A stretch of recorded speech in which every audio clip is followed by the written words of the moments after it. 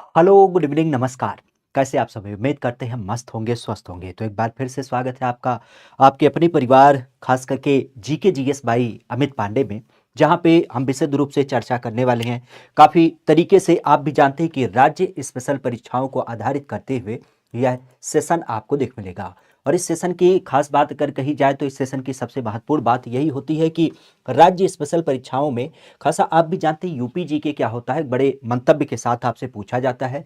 और उसी UP GK को जांचने के लिए, उसी को परखने के लिए यहाँ पर हम आप सबके सम्मुख उपस्थित होते हैं। तो एक बार फिर से आप सबका स्वागत है यहाँ पे आपके अपने परिवार में। जल्दी से जल्दी आप लोग क्या करें, इस सेशन में अपने आप को जोड़ लें, ताकि रोज की तरीके से चलने वाले इस अनवरत सेशन को हम क्या करें, एक अच्छे स्तर पर, एक विशुद्ध तरीके से आप लोगों तक क्या करें, प्रेषित कर पाए। खासा आज के इसी मंतव्य, इसी बिंदु के साथ कि वाग्देवी की कृपा सदैव आपके ऊपर बरकरार रहे। सरस्वती महाभागे विद्या कवल लोचने, विद्या रूपी विशालाक्षी विद्या देहि नमोस्तुते। माँ वाग्देवी का सानिध्य इस तरीके से प्राप्त हो ताकि नित्य नई ऊंचाइयों को आप लोग अचीव करें, यही संकल्पना सदैव से हमारी आपके प्रति होती है। तो चलिएगा, विषय संकल्पना की जब बात की जाए, एक एक बिंदुओं के बारे में चर्चा की जाए, तो प्रमुख रूप से हम यहाँ पर एक एक प्रश्नों के बारे में चर्चा करेंगे। तो खासा ध्यान रखिएगा, एक एक बिंदुओं, एक एक प्रश्नों के साथ अपनी इस क्लास की शुरुआत करते हैं आज के मोटिवेशन कोड के साथ, जो कि कुछ इस तरीके से है कि संघर्ष से कभी डरना नहीं चाहिए, क्योंकि यह भी एक कहानी है जो सफल होकर के अन्य लोगों को सुनानी है। और यह बिल्कुल सत्य बात है कि संघर्ष से कभी भी अपने आप को हारना नहीं है, ना बिल्कुल डरना है। तो संघर्ष से कभी हारना नहीं चाहिए, क्योंकि यह एक ऐसी कहानी है जो सफल होकर के अन्य दूसरे लोगों को क्या करनी है, सुनानी है। तो चलिएगा, बिंदु की शुरुआत हो चुकी है। पहला आपके सामने प्रश्न भी आ चुका है और आप सबके साथी मित्र भी आ चुके हैं। जैसा कि हम देख पा रहे हैं, अभिषेक हैं, अनूप सिंह है, रंजीता पटेल है, बीएसएफ है। तो चलिए, बहुत अच्छी बात है, शुरुआत आप सबके साथ हो चुकी है। एक काम करिएगा कि आप लोग इस सेशन को लाइक कर दीजिएगा और हो सकेगा तो अपने दोस्तों मित्रों के पास भी साझा कर दीजिएगा। आज से बेसिकली यहां पर हम बात करते हैं कि निम्नलिखित में से बेलन नदी घाटी, आज बेलन नदी घाटी की जब बात की जाए तो इसकी खुदाई किसके निर्देशन में कराई गई थी? नाम लिया जाता है एस आर राव का, या फिर यज्ञदत्त शर्मा का, या फिर आपके एम जी मजूमदार का, या फिर प्रोफेसर जी आर शर्मा का। तो किनका नाम यहां पे आपको देखने मिलता है? अलका राजपूत, अनुज राठौर, रंजीता पटेल। यहां पे हम किसकी बात करें? अपनी यहां पे खास करके बेलन नदी घाटी। तो इस बेलन नदी घाटी के परिप्रेक्ष्य में इसकी जो खुदाई की जाती है वो किसके अगुवाई में किया जाता है? एक्चुअली आप भी जानते हैं, हमारे यहां पर कई बार सभ्यताओं के बारे में जिक्र किया जाता है। और ऐतिहासिक काल की जब बात की जाए तो ऐतिहासिक काल में बहुत सारे नाम देख मिलते हैं। नामों की अगर बात की जाए तो इतिहास परंपरा में आप भी जानते हैं, कोई भी जो साक्ष्य मिलता है वो कहीं पर जमीन में दबा ही होता है। सामान्यतः अगर देखा जाए तो खुदाई वगैरह की जाती है तो वहीं से क्या होता है, हमें प्राप्त होते हैं। कुछ चीजें जो आपके पत्थर वगैरह पे लिखी गई हैं, कुछ आपकी गुफाओं वगैरह में अवशेष आपको देख मिलते हैं। तो इसी परिप्रेक्ष्य में जो बेलन नदी घाटी का लोकेशन है, चूंकि पुरानी जो सभ्यताएं निवास करती थी वो अक्सर किसी नदी के किनारे पर ही रहा करती थी।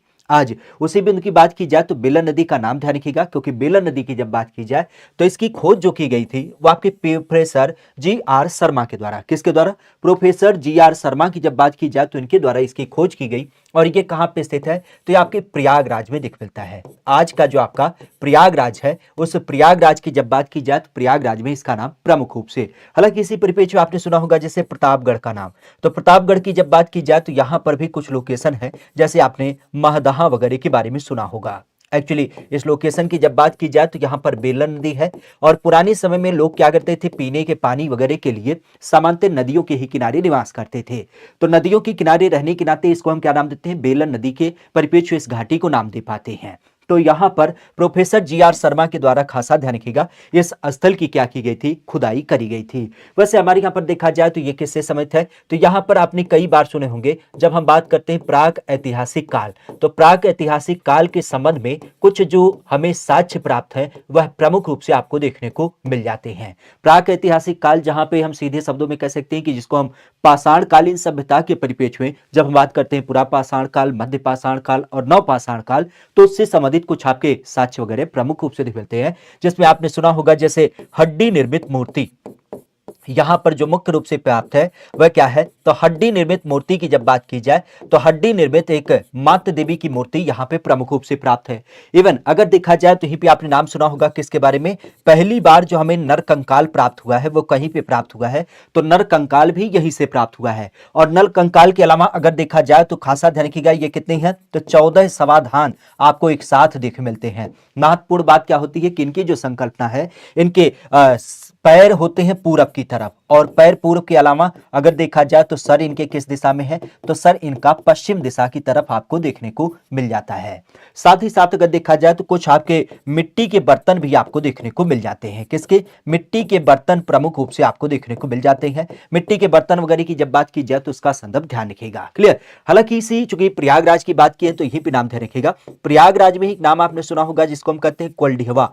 हमारे यहाँ पर कोलडिहवा की जब बात की जाए तो कोलडिहवा का जो संबंध है वो भी काफी चर्चा में रहता है, क्योंकि यहां पर पहली बार चावल के साक्ष्य देखने को मिलते हैं। लेकिन चावल का साक्ष्य आप भी जानते हैं कि पुराने साध्यों में हमने देखा कि कोलडिहवा था, लेकिन अभी हमने एक नया लोकेशन चूज किया है, एक नया स्थल चूज किया है जिसको आप कह सकते हो कि नवीनतम स्थल।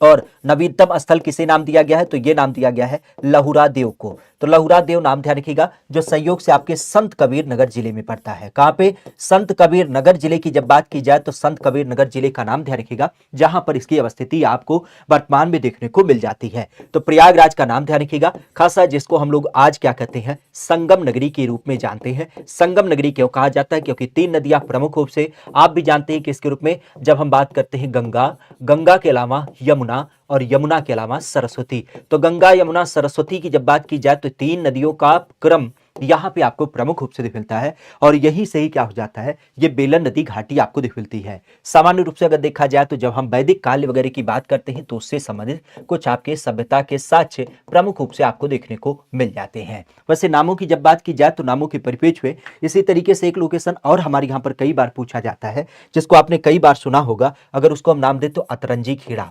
अतंजी खेड़ा करें। हमारे यहाँ पे आपने सुना होगा आलमगीरपुर। आलमगीरपुर की जब बात की जाए तो आलमगीरपुर भी काफी महत्वपूर्ण लोकेशन है, क्योंकि यह सबसे पूर्वी लोकेशन माना जाता है, और इसकी जो खोज की गई थी वह किसके द्वारा, तो वह यज्ञदत्त शर्मा के द्वारा किया गया था। कब किया गया था, 1958 में किया गया था। काफी महत्वपूर्ण माना जाता है, क्योंकि हड़प्पा काल में जब हम बात करते हैं सबसे पूर्वी स्थल के रूप में, तो इसका नाम प्रमुख रूप से आपको देखने को मिल जाता है। ठीक है, तो इस चीज को ध्यान रखिएगा। आगे की बात करते हैं, नेक्स्ट क्वेश्चन की बात करते हैं। तो नेक्स्ट क्वेश्चन क्या है, नेक्स्ट क्वेश्चन है कि कपिल वस्तु, आज कपिल वस्तु की जब बात की जाए तो वर्तमान यूपी के या किस लोकेशन में आपको देखने को मिल जाता है। वंदना चौहान, अभिषेक, रंजीता पटेल, राज और कंचन मौर्य, बिल्कुल आप सबका स्वागत है हृदय तल से, तहे दिल से। एक काम जरूर करिएगा कि अगर आप इस चैनल पे जुड़े हैं तो इस चैनल को लाइक और शेयर सब्सक्राइब भी करिएगा, इस क्लास को भी अपने दोस्तों मित्रों के पास पहुंचाइएगा। एक बड़ी महत्वपूर्ण, आप कह सकते हो कि थोड़ा सा कंफ्यूजन हो रहा है आपको सर्च करने में यूट्यूब पे, चूंकि अभी नया नया इनिशिएटिव है, तो आप सर्च करिएगा @GKGS बाई अमित पांडे, तो आपको यही पेज दिखेगा, बाकी कुछ बनावट नहीं है। ठीक है, सीधी सी संकल्पना अभी नए सिरे में चालू किया गया है। आप भी जानते हैं आज आपकी तीसरी क्लास है, थोड़ा सा इंफॉर्मेटिव चीज़ों को भी हमने डालना चालू कर दिया है। इवन आप यहीं पे कह सकते हो कि आपको थोड़े बहुत जो कम्युनिटी लेवल पे पोस्ट वगैरह आते हैं ना, जैसे क्वेश्चन आप देख सकते हैं कि दुग्ध संघ की स्थापना, नौसेना दिवस आज मनाया गया, या भारतीय नेपाल सीमा। अभी हम कोशिश करें कि जो आपके प्रीवियस पेपर हैं उनसे संबंधित कुछ क्वेश्चन आपके साथ साझा किया जाए, और उनको आप यहाँ पे पूरी तरीके से देख सकते हैं। तो इस चैनल को सब्सक्राइब कर लीजिएगा, क्योंकि आपकी तैयारी में धार देने के लिए यह प्रमुख रूप से आपको देख मिलता है। ठीक है, बहरहाल यहाँ पे कपिल वस्तु की जब बात की जाए तो कपिल वस्तु का नाम संबंधित होता है हमारे यहाँ पर किस जनपद से, इसका नाम प्रमुख रूप से है। खासा अगर देखा जाए तो ये नाम होता है गोंडा, गौतम बुद्ध नगर, गोरखपुर, या फिर आपके हमारे यहाँ पर सिद्धार्थ नगर के रूप में। तो कपिल वस्तु का नाम आपने कई बार सुना होगा। हमारी यूपी की जब बात की जाए तो हमारी यूपी में इसका संबंध किससे होता है, तो सीधे शब्दों में अगर देखा जाए तो इसका नाम संबंधित होता है किसके रूप में, हमारी यूपी में सिद्धार्थ नगर जिले से। आज सिद्धार्थ नगर जिले की जब बात की जाए तो आप भी जानते हैं सिद्धार्थ नगर जिला ये आपकी अवस्थिति है। सामान्यतः आप भी जानते हैं, चूंकि यहां पर क्या हो जाता है, यहां पे नेपाल के साथ हमारी सीमा लग जाती है, तो नेपाल के साथ सीमा साझा करने वाला इसका नाम प्रमुख रूप से देखने को मिल जाता है। नाम की जब बात की जाए तो सिद्धार्थ नगर क्यों नाम पड़ा, क्योंकि आप भी जानते हैं सिद्धार्थ की यह जन्मस्थली मानी जाती है। सिद्धार्थ कौन थे, तो सिद्धार्थ आप भी जानते हैं जब हम बुद्ध की बात करते हैं तो बुद्ध के बचपन का नाम क्या था, बचपन का नाम जो था वह आपके सिद्धार्थ हुआ करता था। तो बुद्ध के बचपन का नाम जो था, खास करके जिसको हम क्या बोलते हैं, गौतम बुद्ध के रूप में जानते हैं, तो गौतम बुद्ध का बचपन का नाम जो था वह सिद्धार्थ हुआ करता था। और इसी कारण से क्या होता है, इनका नाम सिद्धार्थ नगर हमारी यूपी के जिले का रखा जाता है। वैसे यही पर अगर देखा जाए तो एक नाम ध्यान रखिएगा, सिद्धार्थ नगर जिले का जो वर्तमान मुख्यालय है वह किस रूप में जाना जाता है, तो इसका जो मुख्यालय है वह वर्तमान आपके नौगढ़ के रूप में देखने को मिल जाता है। कहां पे, नौगढ़ के रूप में। लेकिन इस कपिल वस्तु की जब बात की जाए तो आपने सुना होगा कपिल वस्तु जो है मुख्य रूप से अगर देखा जाए तो ये नेपाल के परिप्रेक्ष्य आपने लुम्बिनी का नाम सुना होगा, तो लुम्बिनी के परिप्रेक्ष्य आपको दिख मिलता है। कपिल वस्तु एक जिला भी है नेपाल का। अगर इसकी बात की जाए तो यहाँ पर क्या है, यहाँ पे वही गौतम बुद्ध का जन्म हुआ है। खास करके आपने सुना होगा शाक्य गणराज्य के परिप्रेक्ष्य में, ठीक है। शाक्य गणराज्य की जब बात की जाए तो शाक्य गणराज्य से परिचित आपके इनके पिता का नाम दिख मिलता है, जो कपिल वस्तु के राजा भी हुआ करते थे। आज सिद्धार्थनगर की जब बात की जाए तो इसकी उपलब्धि क्या है, दो तीन चीजें ध्यान रखिएगा। जैसे पहली बात, काला नमक चावल।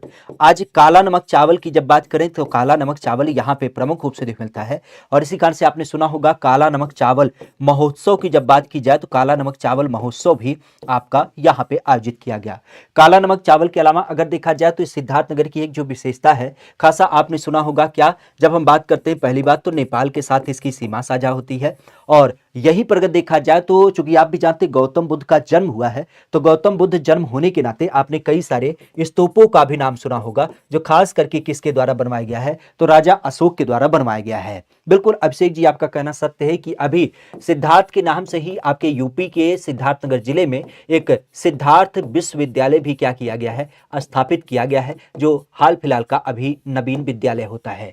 तो सिद्धार्थ विश्वविद्यालय की जब बात की जाए तो इसका भी नाम ध्यान रखिएगा, खासा यहां से आपको देखने को मिल जाता है। हाँ, काला नमक चावल की जब बात की जाए तो इसे क्या प्राप्त है, तो आप भी जानते हैं जीआई टैग इसको हाल फिलहाल में प्राप्त हुआ है। हमारे यूपी के 3 ऐसे उत्पाद हैं जिनको जीआई टैग प्राप्त है। कौन कौन से हैं, तो एक तो है काला नमक चावल, दूसरा हमारी यूपी का ही है आदम चीनी चावल जो चंदौली जिले से संबंधित है, और तीसरा है पश्चिमी यूपी का बासमती चावल। तो इस चीज को भी ध्यान रखिएगा। नामों की जब बात की जाए तो कपिल वस्तु आपके यूपी के परिप्रेक्ष्य में वर्तमान सिद्धार्थनगर जिले में प्रमुख रूप से देखने को मिल जाता है।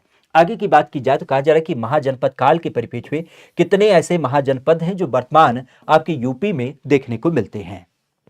महाजनपद की जब बात की जाए तो कितने आपको नाम देख मिलते हैं। लिटिल हिमांशु पाल गंगा जी, बहुत अच्छी बात है कि आप इस सेशन में जुड़े हैं, तो इस सेशन को लाइक करिएगा, अपने दोस्तों मित्रों के पास साझा भी करिएगा।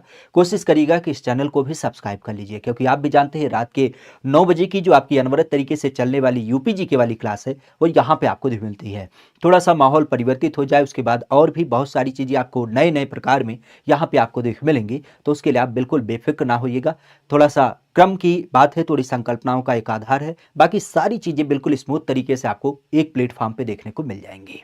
ठीक है, यहां पर हम कितनी बात करें, कितने महाजनपद, तो महाजनपदों का संदर्भ कितना होगा, तो यहां पे नाम ध्यान रखिएगा 5, 7, 8 या फिर 6। सबसे पहली बात तो ये ध्यान रखिएगा, हमारे यहां पर जब हम बात करते हैं 6ठी शताब्दी के आसपास, तो यूपी के अंतर्गत कुल 8 महाजनपद हुआ करते थे। कब, हमारे यहां पर जब हम बात करते हैं 6ठी शताब्दी के आसपास। तो बताया जाता है कि जो 6ठी शताब्दी हुआ करती थी उस समय काल में 2 पुस्तक का नाम आपने कई बार सुना होगा। एक का नाम होता है अंगुत्तर निकाय, और अंगुत्तर निकाय के अलावा अगर देखा जाए तो एक पुस्तक का नाम है जिसका नाम है भगवती सूत्र। तो अंगुत्तर निकाय और भगवती सूत्र की जब बात की जाए तो इन दोनों पुस्तकों में क्या बताया गया है, इन दोनों पुस्तकों में बताया गया है कि पूरे भारत में क्या हुआ करता था, उस समय पे महाजनपद हुआ करते थे। और इन महाजनपदों की जब बात की जाए तो इनकी कुल संख्या क्या थी, इनकी कुल संख्या थी महाजनपद 16।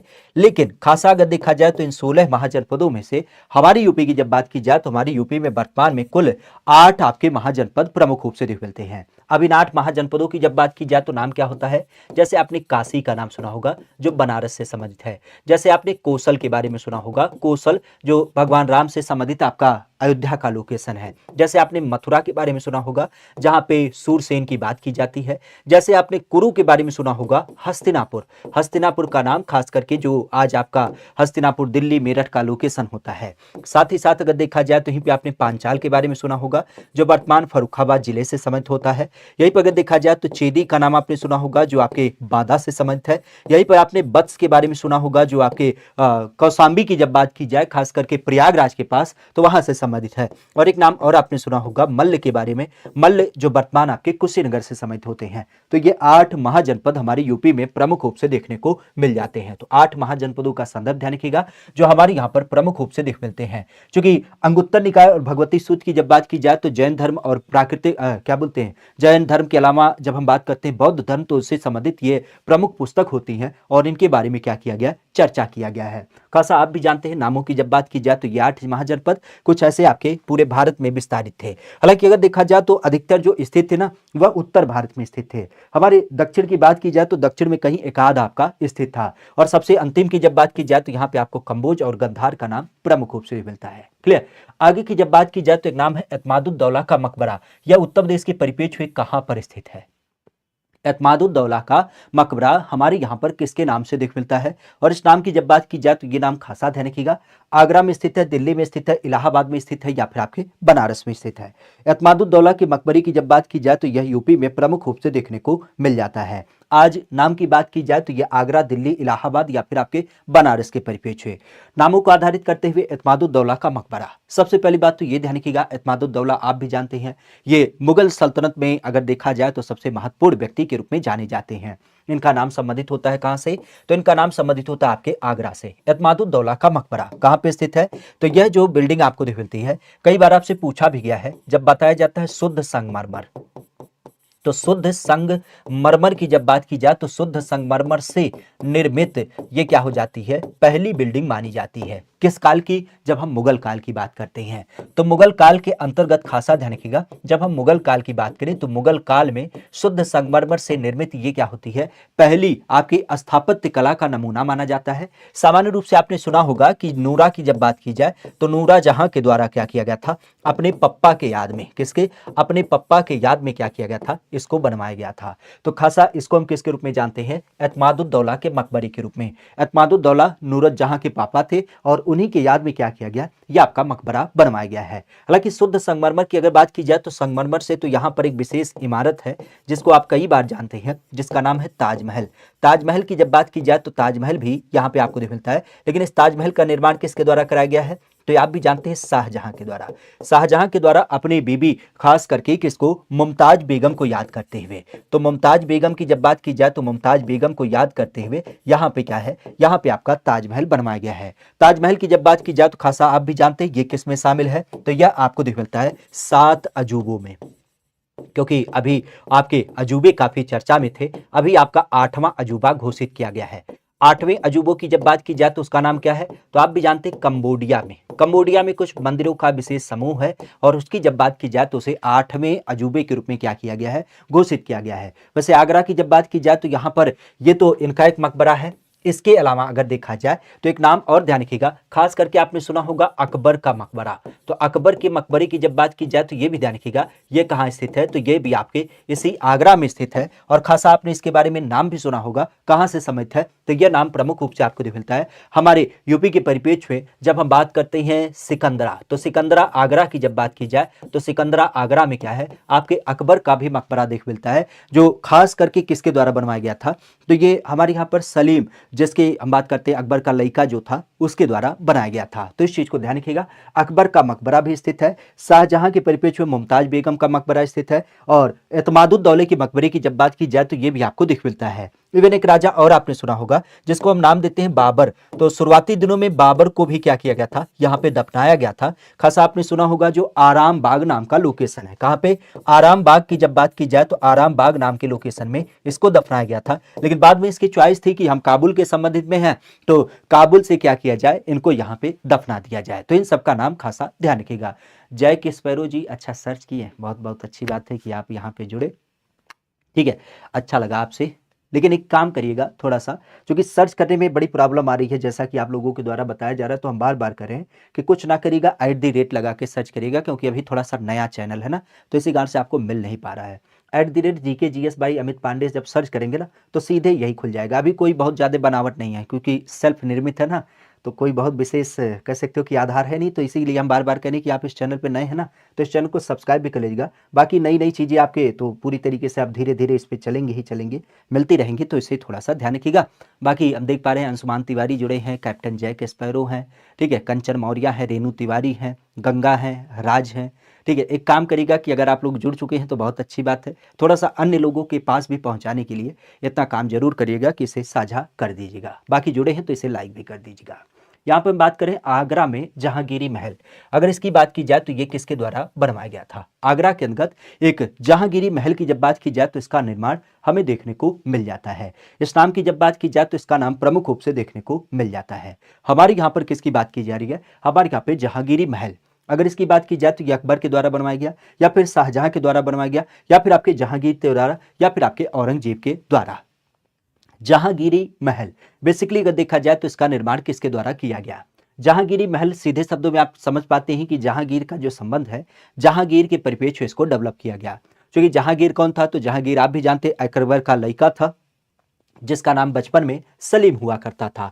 तो सलीम के लिए अपने पापा के द्वारा क्या किया गया था? ये जहांगीर महल बनवाया गया था। सलीम की जब बात की जाए, क्योंकि आपने कई बार सुना होगा, छोड़ छाड़ के अपनी सलीम की जली अनारकली डिस्को चली। तो अनारकली की जब बात की जाए तो एक अवैध संबंध के नाते आपने देखा भी होगा कि अकबर ने लास्ट टाइम पे इनको घर से खदेड़ दिया था। तो यह कहाँ चले गए थे? प्रयागराज में। और इसी प्रयागराज में आपने सुना होगा अपने पिता के परिप्रेक्ष्य में क्या किया था? इन्होंने विद्रोह भी कर दिया था।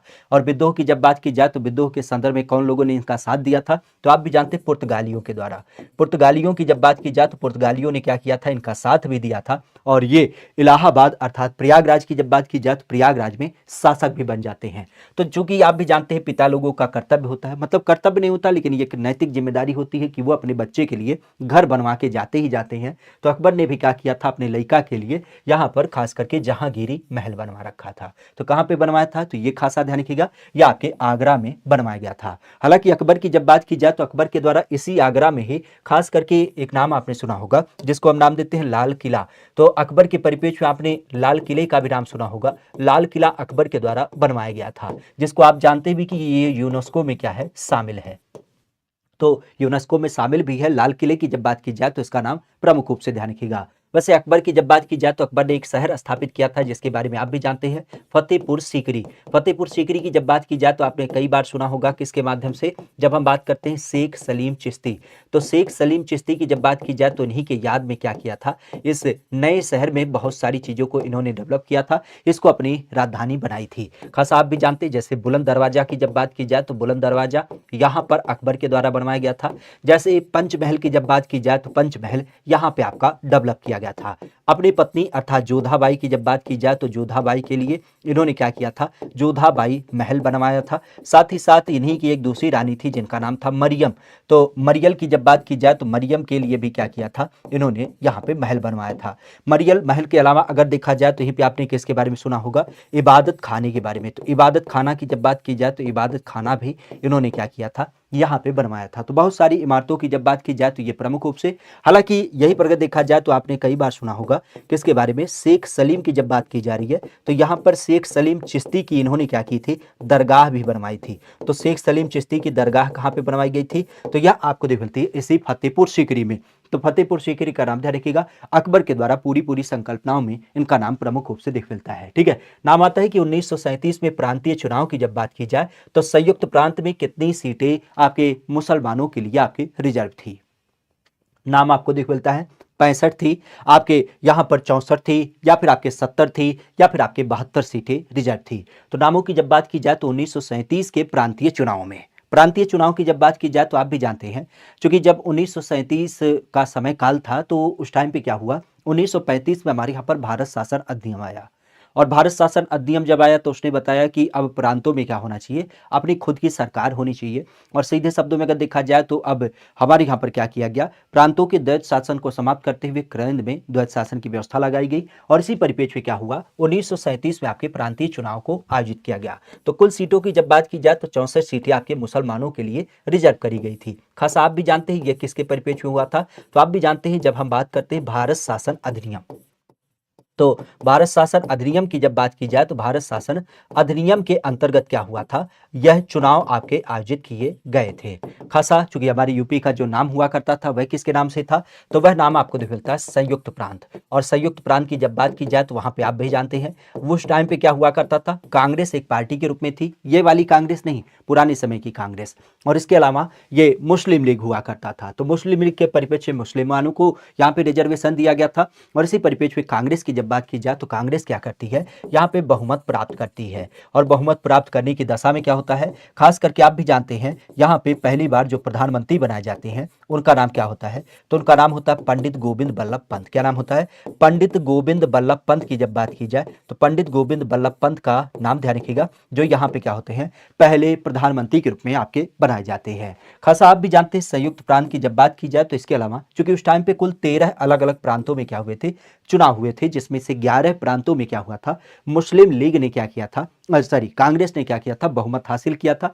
लेकिन उसके परिणाम के बाद अगर देखा जाए तो कुछ विशेष संदर्भों को लेकर के इन्होंने केवल 2 साल के बाद अर्थात 1939 में अपना पूरी जगहों से क्या किया था, अपना इस्तीफा भी दे दिया था। ठीक है, तो यहां पर 2 साल का शासन हमें देखने को मिल जाता है जब हम बात करते हैं विधानसभा को लेकर के। चूंकि यह व्यवस्था 1937 में हुई थी, तो इसी कारण से आपने सुना भी होगा हमारी यूपी का जो विधानसभा डेवलप किया गया था, इस विधानसभा की जब बात की जाए तो विधानसभा का भी पहली बार जो गठन किया गया था वह कब किया गया था, तो यूपी के विधानसभा का पहला गठन 1937 में आपका किया गया था। तो इस चीज को भी ध्यान रखिएगा। बात की जा रही है कि पर्यटन विभाग के माध्यम से प्रचार और प्रसार के लिए उत्तर प्रदेश में कितने परिपथों को चिन्हित किया गया है। आज पर्यटन विभाग की जब बात की जाए तो पर्यटन विभाग के माध्यम से कितनी सर्किटों का चयन किया गया है, कितने ऐसे मूल तत्वों का चुनाव किया गया है जिसको हम पर्यटन के मामले में बढ़ा सकते हैं।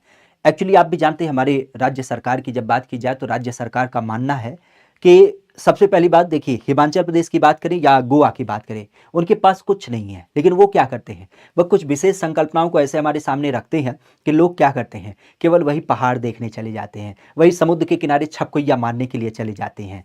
तो हमने कहा कि हमारे यहाँ पे क्या नहीं है भाई, पहाड़ तो नहीं है, हमारे यहाँ पे छपकोइया मारने के लिए समुद्र नहीं है, लेकिन कुछ विविधताएं हैं। विविधताओं का जैसे संदर्भ है कि भगवान राम की नगरी है, भगवान कृष्ण की नगरी है, बुद्ध भगवान का जन्म यहीं पे हुआ है, जैन धर्म से संबंधित बहुत सारे लोग हैं, विश्व का 7वां अजूबा ताजमहल स्थित है। तो क्यों ना हम अपने यहाँ पे पर्यटन को बढ़ावा दे पाए। तो पर्यटन की जब बात की जाए तो इसका नाम,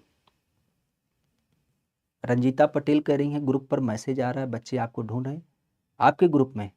अरे तो गुरु इतना तो काम बनता है, ठीक है, आप उन सबको गाइड करिए ना, क्या करना है, सीधी सी बात, आपका ग्रुप है, आपका खुद का ओन करते हैं, तो फिर उस दशा में आप यही क्लास का लिंक उनको साझा कर दीजिए और बता दीजिए कि अफसर जी यहाँ पे पढ़ाते हैं, बस सिंपल सी बात है।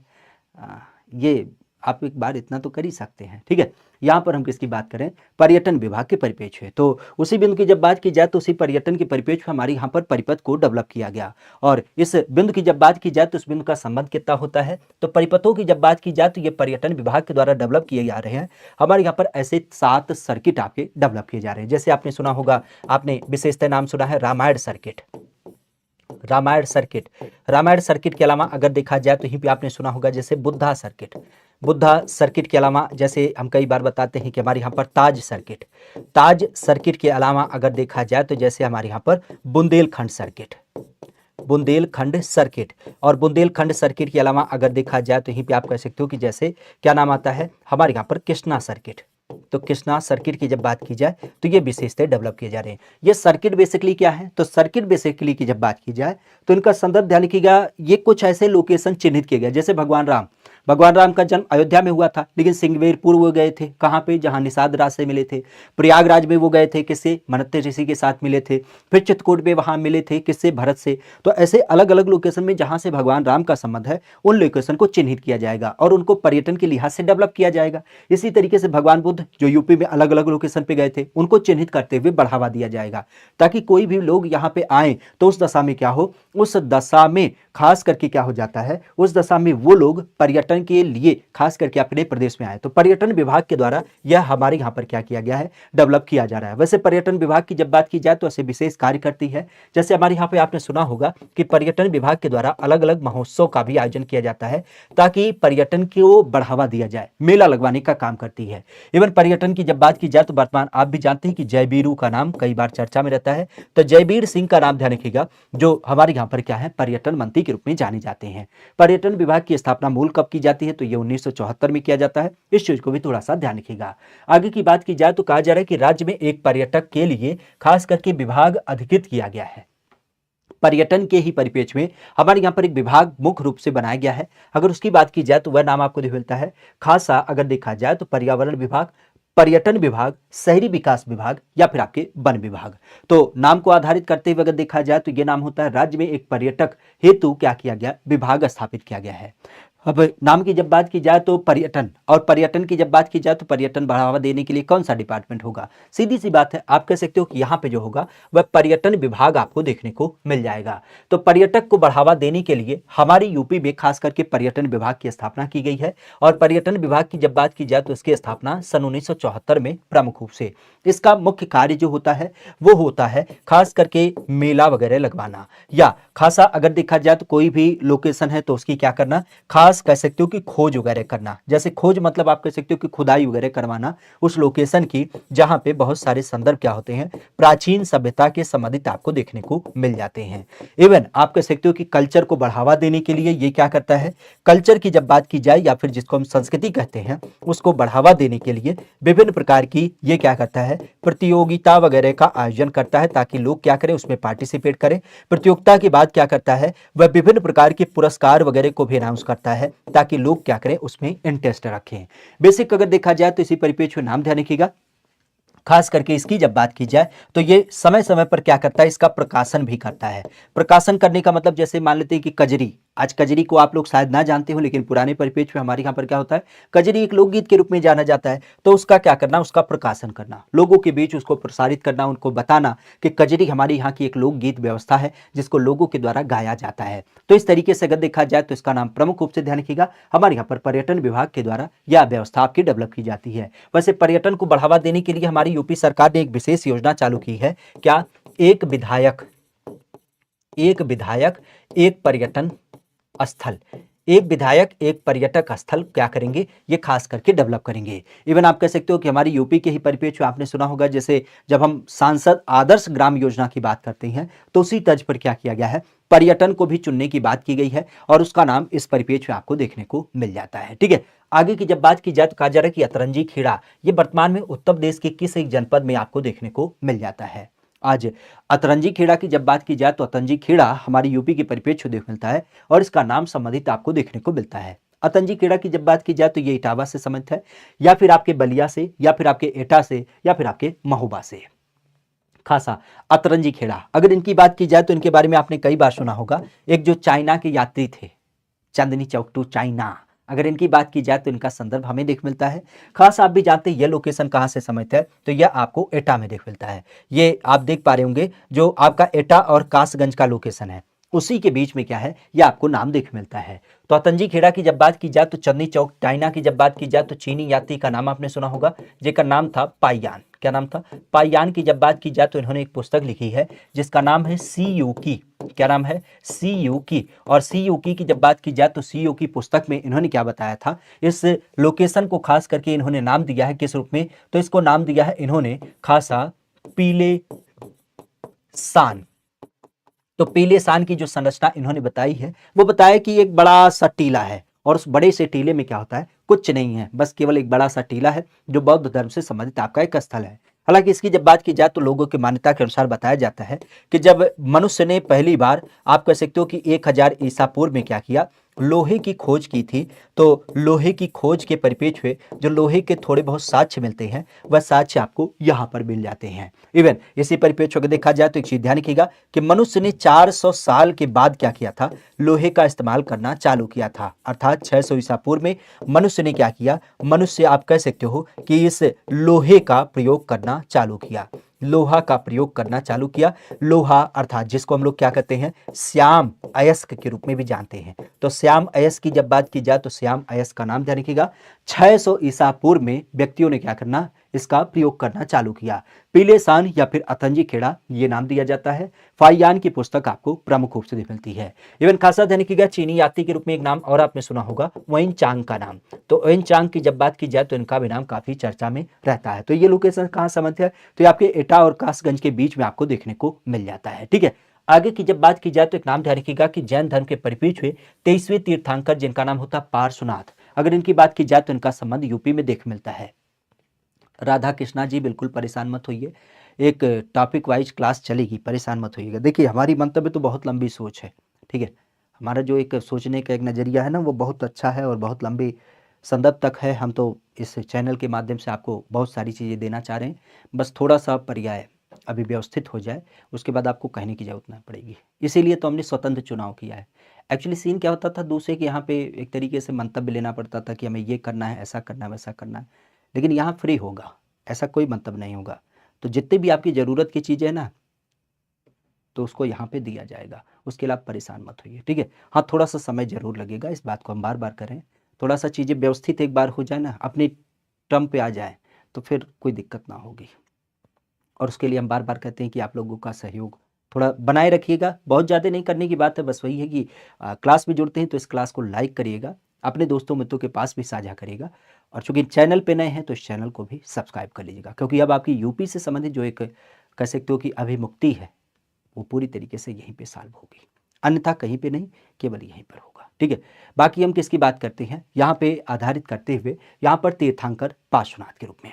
इनका संबंध कहाँ से है, मथुरा से, अयोध्या से, आपके श्रावस्ती से या फिर आपके काशी से। तो नाम की जब बात की जाए तो तीर्थंकर, सबसे पहली बात तो ये ध्यान रखिएगा कि बौद्ध धर्म का पालना हमारी यूपी को कहा जाता है, लेकिन जब हम तीर्थंकरों की बात करते हैं तो तीर्थंकरों का भी नाम ध्यान रखिएगा, खासा जब हम बात करते हैं 23वें तीर्थंकर। एक्चुअली आप भी जानते हैं कि हमारे यहाँ पर जो जैन धर्म है, इस जैन धर्म के बारे में बताया जाता है कि इसके कुल 24 तीर्थंकर प्रमुख रूप से देखने को मिल जाते हैं। खासा 24वें तीर्थंकर की जब बात की जाए तो उनका नाम किससे सम्मिलित होता है, तो इनका नाम प्रमुख रूप से ध्यान रखिएगा, 24वें तीर्थंकर की जब बात की जाए तो उनका नाम प्रमुख रूप से देख मिलता है किसके रूप में, इनका नाम होता है महावीर। तो महावीर, खासा आप भी जानते हैं महावीर को हम लोग क्या मानते हैं, वास्तविक संस्थापक मानते हैं। जैन धर्म के परिप्रेक्ष्य में वास्तविक संस्थापक जो नाम दिया जाता है वह आपके महावीर को नाम दिया जाता है, लेकिन मुख्य रूप से इसकी स्थापना किसके रूप में की गई है, तो यहाँ पे नाम ध्यान रखिएगा, आपने कई बार सुना होगा ऋषभनाथ के द्वारा। ऋषभनाथ की जब बात की जाए तो ऋषभनाथ का नाम आपने सुना होगा, जो कि खास करके इसके परिप्रेक्ष्य क्या होते हैं, पहले माने जाते हैं। तो पहले तीर्थंकर का संबंध यहाँ पे प्रमुख रूप से ध्यान रखिएगा। तो पहले तीर्थंकर ऋषभनाथ माने जाते हैं, जो संयोग से हमारे यूपी से संबंधित है। खासा आप 24 तीर्थंकरों में नाम ध्यान रखिएगा, 9 लोगों का जो संबंध है वह हमारे यूपी से ही संबंधित है। 9 लोग कौन कौन से हैं, तो यह नाम ध्यान रखिएगा। हमारे यूपी की जब बात की जाए तो हमारी यूपी के आधार पे अगर इनकी बात की जाए तो इनका नाम प्रमुख रूप से किससे सम्मिलित होता है, तो पहली बात तो ध्यान रखिएगा 5 लोग कहां से संबंधित हैं, 5 लोग आपके अयोध्या से संबंधित हैं, 5 लोग आपके अयोध्या से संबंधित है। फिर आप कह सकते हो कि 2 लोग कहां से संबंधित है, तो 2 लोगों की जब बात की जाए तो ये आपके बनारस से संबंधित है। और बनारस के अलावा अगर देखा जाए तो यहाँ पे नाम आता है एक व्यक्ति जो आपके श्रावस्ती से संबंधित है, और एक की जब बात की जाए तो उनका नाम कहाँ से संबंधित है, ये आपके कौशाम्बी से संबंधित है। तो कुल मिला के हमारे यूपी से 9 तीर्थंकरों का नाम आपको देख मिलता है। खासा आप 23वें के बारे में जानते हैं जिनका नाम होता है पार्श्वनाथ। अच्छा, पार्श्वनाथ के नाथ इसी कारण से, इसी कारण ध्यान रखिएगा, एक नाम और खास करके जिसको हम कहते हैं सुपार्श्वनाथ, ठीक है। तो सुपार्श्वनाथ की जब बात की जाए तो उनका भी नाम ध्यान रखिएगा, ये भी हमारे इसी कहां से सम्मिलित होते हैं, तो यह नाम आपको देख मिलता है आपके इसी, जब हम बात करते हैं काशी अर्थात बनारस। बनारस की संकल्पना आप भी जानते हैं, काशी इसका पुराना नाम था, लेकिन वरुणा और असी के कारण हम लोग क्या कहते हैं, इसको आज हम वाराणसी के रूप में भी जानते हैं, और सामान्य बोलचाल की भाषा में इसे क्या कहा जाता है, बनारस भी कहा जाता है। कहाँ पे स्थित है, तो गंगा नदी के किनारे स्थित है। और कई बार आपने सुना होगा गंगा के अलावा जब हम वरुणा नदी की बात करें तो वरुणा नदी का भी संबंध यहाँ पे आपको देखने को मिल जाता है। तो दो तीर्थंकर, एक आपके पार्श्वनाथ और पार्श्वनाथ के अलावा सुपार्श्वनाथ, अगर इनकी बात की जाए तो ये दो लोग आपके बनारस से संबंधित थे। कुल तीर्थंकर कितने थे? तो कुल तीर्थंकर आपके 9 लोग प्रमुख रूप से मिलते हैं, जिनमें सबसे महत्वपूर्ण होता है 5 लोग अयोध्या से संबंधित थे, जबकि अयोध्या भगवान राम की नगरी मानी जाती है, लेकिन फिर भी 5 तीर्थंकर आपके अयोध्या से संबंधित थे, जिनके बारे में आपने सुना होगा कि जैसे ऋषभनाथ है, अजीत नाथ है, अभिनंदन नाथ है, सुमित नाथ है। इन सब की जब बात की जाए तो इन सब का नाम अयोध्या से संबंधित है। क्लियर? आगे की बात की जाए तो कहा जा रहा है कि उत्तर प्रदेश का कौन सा ऐसा स्थल है जो विश्व धरोहर स्थलों में खास करके आपका शामिल नहीं है। चूंकि आप भी जानते हैं यूनेस्को की जब बात की जाए तो यूनेस्को सदैव कुछ ना कुछ अपडेट देता है, एक सूची देती है जिसके बारे में हमसे परीक्षाओं में कई बार क्या किया जाता है, पूछा जाता है। जैसे अभी आपने सुना कि जब हम बात करते हैं किसके रूप में, 8वें अजूबे के रूप में, तो यह परीक्षा का विषय बन चुका है। लेकिन अभी कुछ दिन पहले आपने सुना था कि हमारे यहाँ पर यूनेस्को के द्वारा ही विश्व विरासत स्थलों की सूची बढ़ाई गई है। क्योंकि 40वें स्थल की जब बात की जाए तो उसके रूप में धौलावीरा शामिल था, लेकिन 2 स्थलों के नए घोषित किए गए। यूपी की जब बात की जाए तो यूपी में कितने स्थल हैं? तो पहली बात तो यह ध्यान रखिएगा, यूनेस्को के द्वारा विश्व धरोहर सूची की जो सूचना जारी की जाती है उसमें 40वां जो था उसका नाम क्या था? 40वां नाम था धौलावीरा का। धौलावीरा आप भी जानते हैं ये गुजरात में अवस्थित है। लेकिन इसके अलावा अभी आपने सुना होगा 41वें की जब बात की जाए तो ये कौन था? तो ये आपका शांति निकेतन था। शांति निकेतन अर्थात जिसको हम किस रूप में जानते हैं, विश्व भारती विश्वविद्यालय के रूप में भी जानते हैं। पुनः यहीं पर अगर देखा जाए तो आप भी जानते हैं 42वें की जब बात की जाए तो उसका नाम क्या है? 42वें की जब बात की जाए तो उसके बारे में आपने सुना होगा होयसेल मंदिर समूह। क्या बोलते हैं?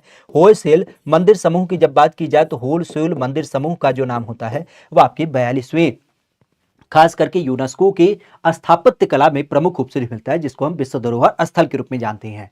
अब इसमें चूंकि आप भी जानते हैं आगरा का किला और जो ताजमहल है यह हमारे यहाँ पर 1983 में शामिल कर लिया गया था। और दूसरे नंबर की जब बात की जाए तो फतेहपुर सीकरी को शामिल किया गया 1986 में। तो ये 3 स्थापत्य कला से संबंधित आपके नाम देख मिलते हैं। यहीं पर देखा जाए तो नाम ध्यान रखिएगा, जैसे हमारे यहाँ पर मानवता की अमूर्त विरासत, तो मानवता की अमूर्त विरासत में किसे शामिल किया गया है? तो मानवता की अमूर्त विरासत जो है उसमें एक स्थल का चुनाव किया गया है और उसका नाम क्या है? उसका नाम है कुंभ मेला। कुंभ मेला को हम लोग मानवता की अमूर्त विरासत में शामिल कर रखे हैं। इवन इसी परिप्रेक्ष्य को देखा जाए तो अपने रामलीला के बारे में भी सुना होगा। रामलीला की जब बात की जाए तो रामलीला भी क्या है? आपकी यूनेस्को के मानवता अमूर्त विरासत में शामिल है। इवन यही पर देखा जाए तो बनारस का भी नाम ध्यान रखिएगा, क्योंकि बनारस को हमने क्या किया है? आध्यात्मिक संगीत शहर के रूप में चूज कर रखा है। किसके रूप में? आध्यात्मिक संगीत शहर की जब बात की जाए तो उसके रूप में इसे चूज कर रखा है, क्योंकि आप भी जानते हैं संगीत घराने के परिप्रेक्ष्य में क्या नाम होता है? बनारस का संबंध होता है। जबकि हमारे यहाँ पर जब हम बात करते हैं प्रतीक्षा सूची तो यहीं पर ध्यान रखिएगा, आपने सुना होगा सारनाथ खंडहर। तो सारनाथ खंडहर की जब बात की जाए तो इसको क्या किया गया है? प्रतीक्षा सूची में शामिल किया गया है। और सारनाथ खंडहर के अलावा अगर देखा जाए तो एक नाम और ध्यान रखिएगा, 80 घाट। 80 घाट का जो संबंध है वो कहां से है? वो भी आपके इसी बनारस से संबंधित है और इसको भी क्या किया गया है? इसी वेटिंग लिस्ट में आपका रखा गया है। तो वेटिंग लिस्ट में सारनाथ के खंडहर है और 80 घाट दोनों नाम खासा ध्यान रखिएगा। अकबर के मकबरे की जब बात की जाए मुख्य रूप से ये सिकंदरा में स्थित है और अभी हमने शायद चर्चा भी किया था। सलीम की जब बात की जाए अर्थात जहांगीर, तो जहांगीर के द्वारा इसका निर्माण कराया गया था। मुख्यतः अगर देखा जाए तो वैसे तो शुरुआत इसकी की थी किसके द्वारा? अकबर के द्वारा ही, लेकिन अकबर के अलावा जब हम जहांगीर की बात करते हैं तो उसके द्वारा क्या किया गया था? पूरी तरीके से बनवाया गया था। एक नाम और ध्यान रखिएगा, काफी चर्चा में रहता है, आपने सुना होगा राजा राम जाट।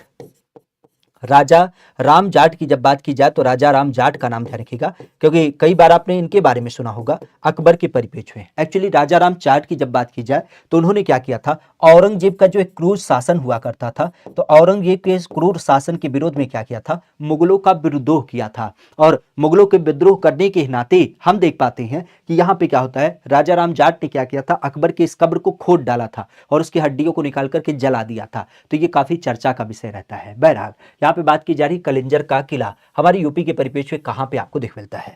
कलिंजर के किले की जब बात की जाए तो ये हमारे यूपी में प्रमुख रूप से देखने को मिल जाता है।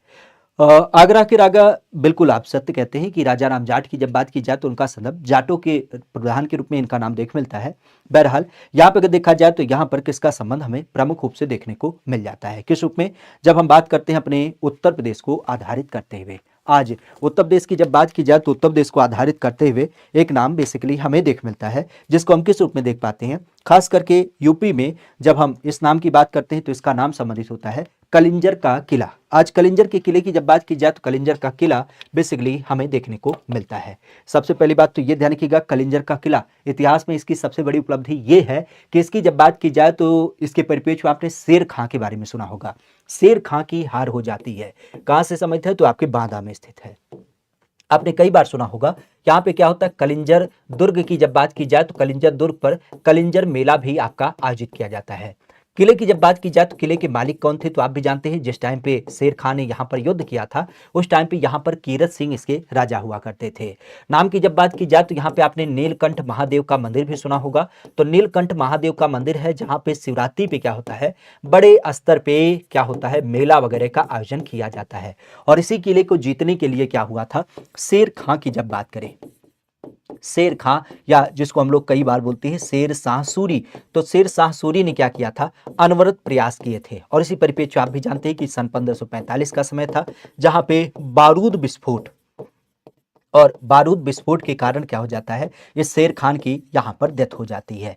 तो सीधे शब्दों में अगर देखा जाए तो विश्व में कह सकते हो कि सबसे महत्वपूर्ण जो शासक माना जाता है जिसको हम शेर खां के रूप में जानते हैं, और शेर खां की जब बात की जाए तो इस किले को जीतने के परिप्रेक्ष्य क्या होता है, इसकी यहाँ पर डेथ हो जाती है। वैसे अगर देखा जाए तो डेथ तो यहाँ पे हुई है, लेकिन इसकी कब्र कहाँ पे है, कई बार प्रश्न में पूछा गया है। तो ये ध्यान रखिएगा, इसकी कब्र जो है वो आपको सासाराम बिहार में दिख मिलती है। सासाराम बिहार की जब बात की जाए तो वहां पर इसकी कब्र आपको प्रमुख रूप से दिख मिलती है। वैसे शेर खान की जब बात की जाए तो इसके द्वारा महत्वपूर्ण काम जो किया गया है वो भी ध्यान रखिएगा, जीटी रोड। आज जीटी रोड की जब बात की जाए तो जीटी रोड का नाम ध्यान रखिएगा, क्योंकि जीटी रोड की जब बात की जाए तो ये आपके बिहार से लेकर के जब हम बात करते हैं अफगानिस्तान तो उसको कनेक्ट करने के लिए एक आपका जीटी रोड बनवाया गया है। वैसे अगर हम बनवाने की बात करते हैं और यहाँ पे कलिंजर किले की बात करते हैं, जीतने की बात करते हैं, तो यहीं पे एक नाम और ध्यान रखिएगा, बादा, क्योंकि आप भी जानते हैं सजर गौर पत्थर।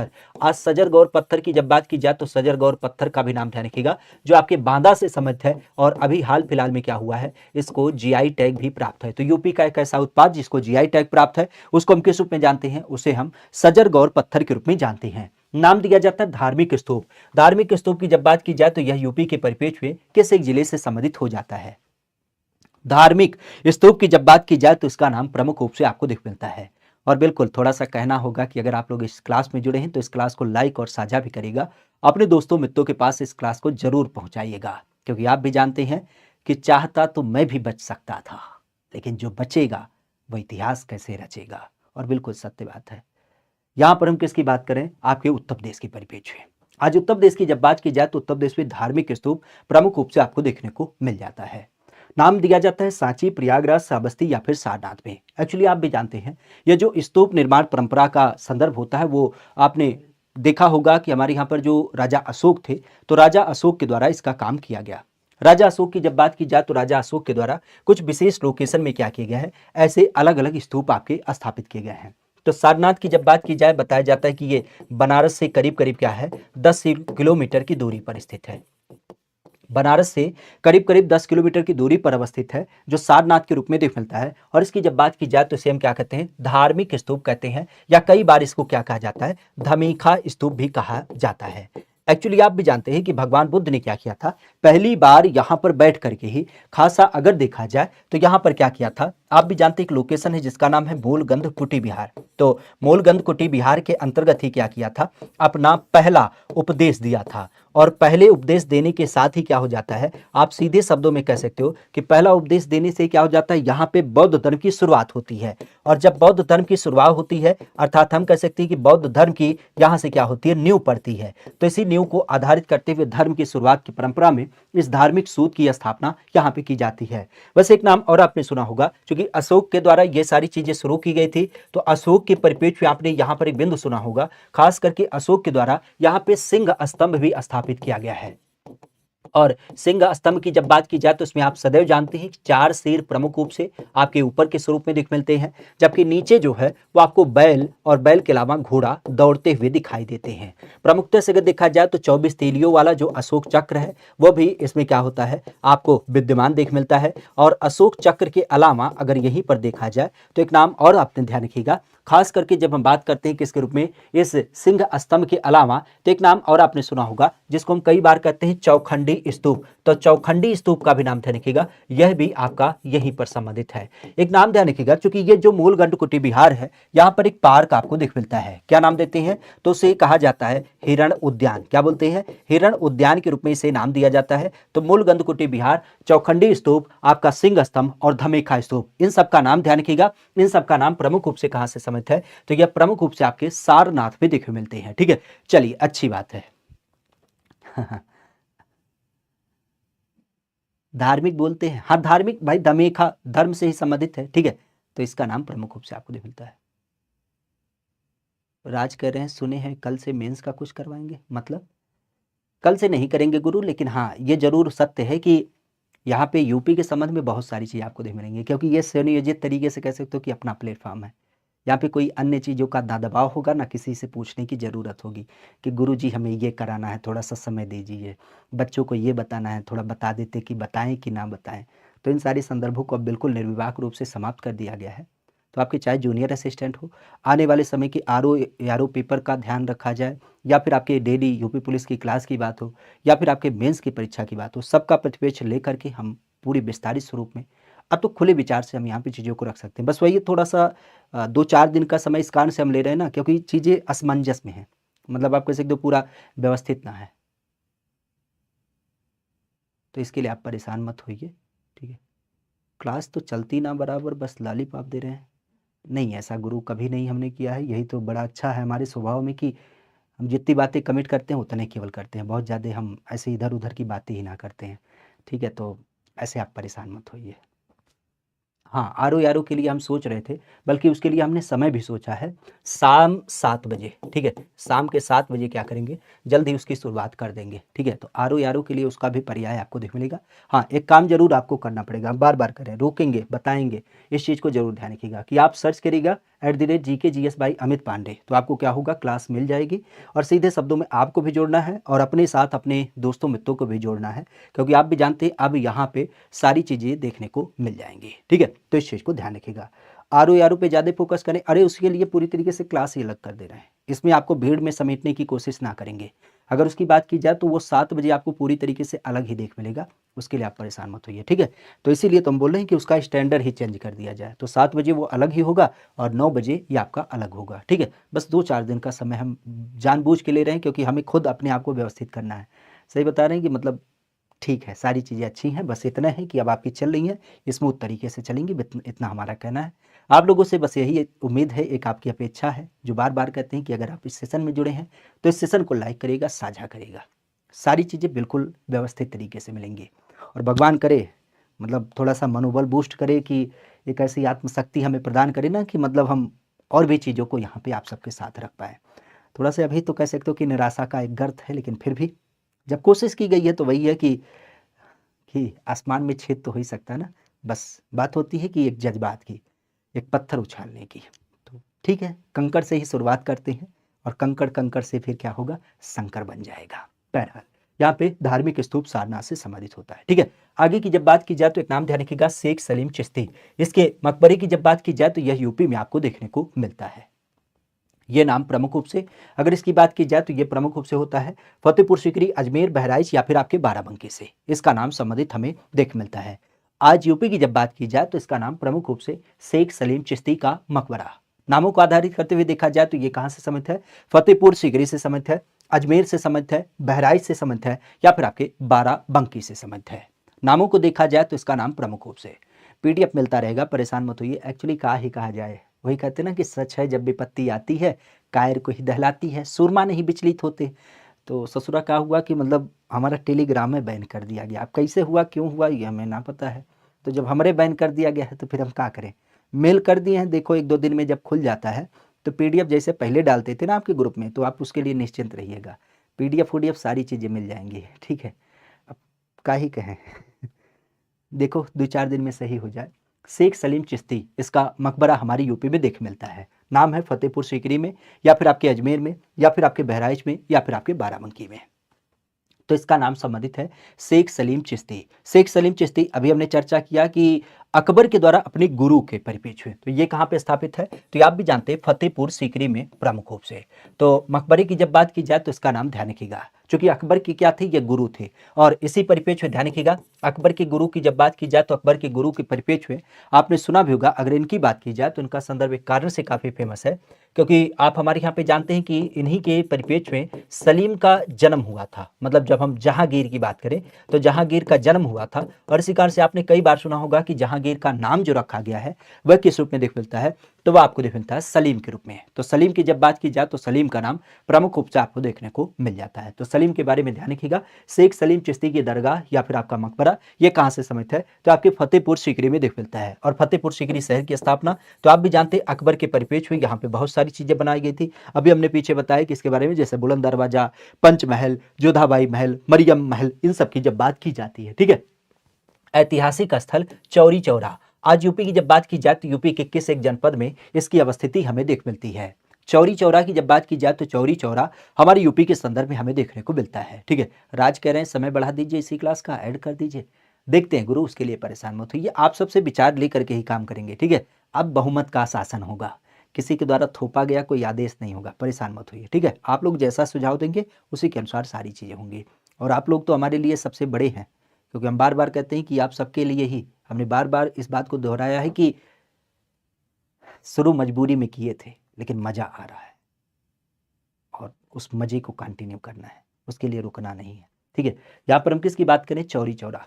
चौरी चौरा आज हमारे उत्तर प्रदेश में देख मिलता है। तो उत्तर प्रदेश में इसका संबंध कहाँ से है, नाम लिया जाए तो गोरखपुर में, कुशीनगर से, देवरिया में, या फिर आपके क्या हो जाते हैं, खास करके बलिया से। राठौर करें 2 दिन से सर जी निराश है, काहे हम निराश होंगे, कौन बात के लिए हैं। अच्छी तरीके से आपकी समय से क्लास चल रही है, परेशान मत होइए। ठीक है, ऐसा कुछ नहीं है, ये आशा और निराशा का कोई मतलब नहीं होता है। ठीक है, बिल्कुल आप परेशान मत होइए, क्योंकि आप भी जानते हैं कि ना थके हैं पाँव अभी, ना हिम्मत हारी है। ना थके हैं पाँव अभी, ना हिम्मत हारी है, मैंने देखे हैं कई दौर और अभी भी ये सफ़र जारी है। तो ऐसे हारने और जीतने का कोई संदर्भ नहीं है, हम तो उन मुश्किलों से निकल करके आए हैं ना, जहाँ पे तो व्यक्ति को समझदारियों क्या किया जाता है, पीछे ढकेलने की कोशिश की जाती है। तो इसके लिए इतना कोई, ना तो कोई जल्दबाजी है, ना कोई दबाव है। ठीक है, बस वही है कि चीज़ें हैं, थोड़ा सा जब व्यवस्थित हो जाती ना तो मन एकाग्रचित हो जाता, थोड़ा सा शांत हो जाता, जब सारी चीज़ें अपने एक ढर्रे पे शुरू हो जाती। बाकी यहाँ पर कोई टेंशन ना है। ठीक है, हम पूरी तरीके से अपने संदर्भ में आपके साथ जुड़े हैं, तभी फ्री मन से शायद जुड़े हैं, क्योंकि अगर कहीं दूसरी जगह जाते तो फिर वही होती, बाध्यताएं होती हर एक चीज़ों को लेकर के, हर एक प्रकार के नियम कानून होते, लेकिन अब उन सबसे परे हो गए हैं, क्योंकि हमें केवल क्या करना है, पढ़ना है और बच्चों को पढ़ाना है, बस इससे केवल हमारा एक मंतव्य जुड़े। यहाँ पर ऐतिहासिक स्थल चौरी चौरा की जब बात करें तो इसका संबंध हमें देख मिलता है। आज चौरी चौरा की जब बात की जाए तो चौरी चौरा का संबंध किससे है, तो सीधे शब्दों में आपने गोरखपुर का नाम सुना होगा। एक्चुअली चौरा चौरी की जब बात की जाए तो इसका संबंध ध्यान रखिएगा, हमारे यहाँ पर अगर देखा जाए तो हमारे यहाँ पर इसका जो संबंध है वो सबसे पहला नाम देख मिलता है किस रूप में, हमारे यहाँ पर शहीद स्मारक के रूप में। आपने कई बार सुना होगा किसके रूप में, कुछ मदद करें, नहीं गुरु ऐसी थोड़ी ना बात है, काहे परेशान हो रहे हो, इन सब चीज़ों के लिए ना परेशान हो, बस आपका मदद एक ही है कि आपको क्लास पे बने रहना है, शुरुआती दिनों में क्लास को लाइक करना है, अन्य दोस्तों मित्रों के पास साझा करना है। ठीक है, इतनी तंगी ना है। ठीक है, आप सबका सहयोग रहे तो महाराज हम तो दुबई बुर्ज खलीफा पे 25वें मंजिल पे अपना 5 फ्लोर का घर खरीद के उसके बाद वहां से क्लास लाइव करें, काहे परेशान हो रहे हैं, इन सब चीज़ों के पीछे तार्किक ना होइए। ठीक है, बस केवल आप सब सहयोग, और वही कहते हैं ना, बार बार हम कहते हैं थोड़ा सा मनोबल बढ़ा के रखिए, बाकी अन्यथा किसी चीज़ की ज़रूरत नहीं है। भगवान ने इतना सक्षम बनाया है कि आप सबके लिए, आपके हित के लिए खड़े होने की एक हिम्मत होती है। वो थोड़ा सा पर्याय बीच में डिस्टर्बेंस होता है, उसके लिए कोई दिक्कत ना होती है। पर्याय ये है कि चीज़ें नए सिरे से व्यवस्थित है ना, अभी तक क्या होता था, ये सारी चीज़ें कोई दूसरा व्यवस्थित करता था, हमें क्या करना होता था, हमें केवल जाके क्लास करना होता था। तो क्लास करने की दशा में क्या होता था, फ्री माइंड होते थे। लेकिन अभी क्या है, हम ही एक अकेले व्यक्ति हैं जिसे इवेंट भी बनाना है, जिसे क्लास भी सेट करना है, जिसे अपने क्लास की पीडीएफ भी तैयार करनी है, जिसे फिर अपने लिए नई नई चीज़ों को ढूंढना भी है। सीधी सी बात, तो अब एक ही व्यक्ति के ऊपर सारी चीज़ें क्या हो गई हैं, केंद्रित हो गई हैं। तो इसी कारण से तो हम करें कि 2-4 दिन का हमें थोड़ा सा समय दीजिएगा। ठीक है, बाकी तो चीज़ों को हम व्यवस्थित कर लेंगे। ठीक है, हाँ, रोज क्लास अब यहीं पे होगी, अब कहीं पे नहीं होगी, क्योंकि हमारा किसी संस्थान के साथ कोई लेना देना नहीं है, अब यहीं पे होगी, ठीक है, परेशान मत होइए। हाँ, हो सकेगा तो जैसे आप आज पहली बार जुड़ी हैं, तो इसी तरीके से आपके जानने वाले बहुत सारे होंगे जिनको जानकारी नहीं होगा, तो उनको भी कोशिश करिएगा कि बता दीजिएगा, ताकि वह लोग भी क्या करें, इस सेशन में जुड़ें। चौरी चौरा की हम बार बार बात कर रहे थे, ये कहाँ से संबंधित है, तो गोरखपुर से संबंधित है। आज गोरखपुर की जब बात की जाए तो इसका संबंध कब से होता है, ये 5 फरवरी सन 1922 का समय काल, क्योंकि आप भी जानते हैं 1920 में महात्मा गांधी की जब बात की जाए तो महात्मा गांधी जी के द्वारा क्या किया गया था, आप भी जानते हैं असहयोग आंदोलन की शुरुआत की गई थी। असहयोग आंदोलन की जब बात की जाए तो असहयोग आंदोलन की शुरुआत की गई थी, और इसी असहयोग आंदोलन के परिप्रेक्ष्य में हमारे यहाँ पर बात किया गया कि हम लोग अहिंसा का सहारा लेकर के क्या करेंगे, अपने कार्यविधि को जारी करेंगे। लेकिन एक संदर्भ होता है कि हमारे प्रदेश के कुछ लोग थे जिन्होंने क्या किया, राजस्व वसूली के लिए अगर देखा जाए तो आप कह सकते हो कि यहाँ पे क्या हो जाता है, राजस्व के विरोध में अपना क्या किया, यहाँ पे धरना दिया, और जब धरना दिया तो उस धरना के परिप्रेक्ष्य में क्या होता है, उस धरने की जब बात की जाए तो उस धरने के परिप्रेक्ष्य में क्या होता है, एक आपने नाम सुना होगा भगवान यादव, उनको अंग्रेजों के द्वारा कह सकते हो कि एक जो फायरिंग होती है ना, हवाई फायरिंग, तो हवाई फायरिंग के दशा में क्या होता है, एक व्यक्ति की वहां पे डेथ हो जाती है। अब किसी की डेथ हो जाए तो बाकी लोग शांत रहेंगे, नहीं रहेंगे, तो जो भीड़ वहां पे धरना दे रही थी उन लोगों ने पुलिस वालों को दौड़ा लिया। अब जब दौड़ा लिया तो पुलिस वाले भाग गए, अब भाग रहे हैं तो लोग और गुस्सा गए, तो ये चले गए अपने थाने में छुप गए, बैठ गए, तो चारों तरफ से गुस्साई भीड़ ने क्या किया, उस थाने को आग लगा दिया। अब जब थाने को आग लगा दिया तो उस दशा में क्या होता है, यहाँ पे आप कह सकते हो धू धू करके करीब 22 पुलिसकर्मी और एक आपके भगवान यादव, 23 लोगों की डेथ हो गई। अब जब बड़े स्तर पे 23 लोगों की डेथ हो गई और ये कह सकते हो कि एक हिंसक प्रयास था, तो इस बात की जब खबर अगले दिवस में चलती है अलग अलग लोकेशन में, तो उस दशा में क्या होता है, यहाँ पे गांधी जी ने क्या किया, अपना असहयोग आंदोलन जो था उसे वापस ले लिया। और वापस कब लिया था, तो ये लिया था 12 फरवरी को। 12 फरवरी सन 1922 की जब बात की जाए तो गांधी जी ने क्या किया है, इसको वापस ले लिया है। एक्चुअली इसका सीन है ना, जो घटना है वो 4 फरवरी रात की है, लेकिन आप भी जानते हैं कोई भी घटना घटी जाती है 4 फरवरी का, लेकिन संदर्भ क्या होता है कि अलग अलग जो हमारे प्रकाशन हैं उनके माध्यम से जिनका नाम दिया जाता है वो अगले दिवस को दिया जाता है। जैसे आपने देखा कि कल आपकी परीक्षा परिणाम जारी होती है तो अगले दिवस में क्या होता है, उसका नाम आता है। तो यहाँ पे 4 फरवरी रात की घटना है, तो रात में तो कोई अखबार छपेगा नहीं, अगले दिवस में अखबार छपता है, तो 5 फरवरी की इसकी घटना प्रमुख रूप से आपको देख मिलती है। तो महात्मा गांधी ने असहयोग आंदोलन वापस ले लिया था। हालांकि बाद में कई सारे लोगों ने महात्मा गांधी से गुस्सा भी किया, क्यों कि भाई कौन सा ऐसा बड़ा विपत्ति कर दिया, लोगों ने गुस्सा करके अगर जो जलाया था तो उसका कारण भी तो था। लेकिन बाद में अगर देखा जाए तो यहाँ पे क्या होता है, जैसे आपने 1923 में नाम सुना होगा स्वराज पार्टी, तो स्वराज पार्टी की जब बात की जाए तो इसके बारे में आपने सुना होगा। जवाहरलाल नेहरू की जब बात की जाए और चितरंजन दास की जब बात की जाए तो इन सब का नाम भी ध्यान रखिएगा, इन लोगों ने क्या किया था, अपनी पार्टी स्थापित किया था। परिपेज की जब बात की जाए तो चौरी चौरा के बारे में अभी आपने सुना होगा, अभी यूपी सरकार ने इसका नाम जनाक्रोश भी कर दिया है, चौरी चौरा जनाक्रोश, क्योंकि अंग्रेजों ने बोला था ये कांड है। हमने कहा भाई कौन सा हम कांड किए थे, हमारे लोगों का आक्रोश था, तुम लोगों ने गलती की थी, तो इसी कारण से इसका नाम परिवर्तित कर दिया गया है। एक नाम जरूर ध्यान रखिएगा, क्योंकि 1922 आप भी जानते हैं आज 2022, तो 2022 में क्या किया गया था, इसका शताब्दी समारोह भी आयोजित किया गया था। और शताब्दी समारोह की जब बात की जाए तो उस टाइम पे क्या हुआ था, सीधे शब्दों में आप कह सकते हो कि इसके शताब्दी टिकट वगैरह को जारी किया गया था, और टिकट के साथ अगर देखा जाए तो एक 100 रुपए का जो सिक्का नहीं होता है, मतलब सिंबॉलिक तरीके से, उसको भी यहाँ पर जारी किया गया था। तो इस चीज को ध्यान रखिएगा। हमारे यहाँ पर चौरी चौरा जो है वो आपके गोरखपुर में प्रमुख रूप से देखने को मिल जाता है। ठीक है, नाम आता है कि अयोध्या शोध संस्थान, इसकी स्थापना कब करी गई। अयोध्या शोध संस्थान की जब बात की जाए तो इसका नाम प्रमुख रूप से आपको देख मिलता है। हाँ बिल्कुल, ट्रेन की जब बात की जाए तो एक ट्रेन भी चलती है, बिल्कुल आपका कहना सत्य है। अब यहाँ पर अगर देखा जाए तो इसका संबंध किससे होगा, अयोध्या शोध संस्थान हमारे यूपी में देखे मिलता है। इसका नाम होता है 1986 से शुरू किया गया, 1990 से शुरू किया गया, 1996 से शुरू किया गया, या फिर आपके 1988 से। तो आज नाम की जब बात की जाए अयोध्या शोध संस्थान कहाँ से संबंधित है, तो ये आपके अयोध्या में प्रमुख रूप से देख मिलता है। हमारे यूपी के अयोध्या की जब बात की जाए तो अयोध्या नाम के लोकेशन में स्थित है, और कई बार आपने सुना होगा कहाँ पे स्थित है, तो यह आपको देख मिलता है, यहाँ पे आपने सुना होगा तुलसी स्मारक। तो तुलसी स्मारक भवन की जब बात की जाए तो तुलसी स्मारक भवन में क्या है, इसका नाम प्रमुख रूप से देखने को मिल जाता है। एक्चुअली तुलसी स्मारक भवन में यह जो अयोध्या शोध संस्थान है, इसकी स्थापना की गई है कि अयोध्या की गुणवत्ता की शोध करना, अयोध्या के बारे में पूरी तरीके से शोध करना। और अयोध्या के बारे में शोध करना अर्थात आप कह सकते हो जैसे रामचरितमानस के बारे में बहुत सारी चीजें बताई गई हैं, तो उन सब चीजों को यहाँ पर देखना। अयोध्या वर्तमान आप भी जानते हैं सरयू नदी के किनारे प्रमुख रूप से मिलता है। हालांकि सरयू के बाद आपने थोड़ी दूरी पे यहाँ पे सुना होगा एक और नदी आपको मिलती है जिसको हम नाम देते हैं तमसा नदी। क्या बोलते हैं? तमसा नदी का भी संदर्भ आपने सुना होगा।